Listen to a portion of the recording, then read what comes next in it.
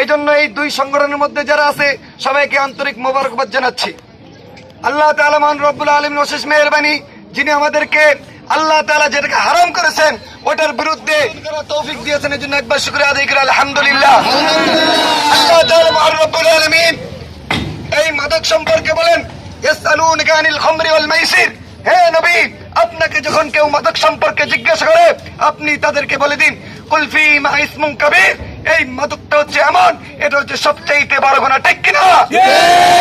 নবী হাদিসের মধ্যে বলেন কুল্লু মুসকিরিন খামরুন ওয়া কুল্লু খামরিন হারামুন, প্রত্যেকটা নেশাজাতীয় দ্রব্য হচ্ছে মাদক আর প্রত্যেকটা মাদক হচ্ছে হারাম, ঠিক কিনা? আমাদের এই প্রত্যেকটা সমাজ এবং প্রত্যেকটা এলাকা এই মাদক ধ্বংস করে দিচ্ছে, ঠিক কিনা? আজকে যেই যুব সমাজগুলি আগে কোরআন তেলাওয়াত করতো ফজরের পরে, যেই যুব সমাজেরা মাগরিবের নামাজ জামাতে পড়তো, ফজরের নামাজ জামাতে পড়তো, ওই যুবকরা আজকে মাদকের নেশায় পড়ে নিজের বাবা মাকে পর্যন্ত কুপিয়ে হত্যা করে, ঠিক কিনা? এজন্য আমরা চাই এই চরের মধ্যে, চাই জয় বাংলা হোক, চাই কাজবাজার হোক, চাই নওপাড়া হোক, চাই মাদক নিষিদ্ধ নিষিদ্ধ, ঠিক কিনা? এই মাদক যারা সেবন করবে, এই মাদক যারা বিক্রি করবে তাদের বিরুদ্ধে ডাইরেক্ট অ্যাকশন, ঠিক কিনা?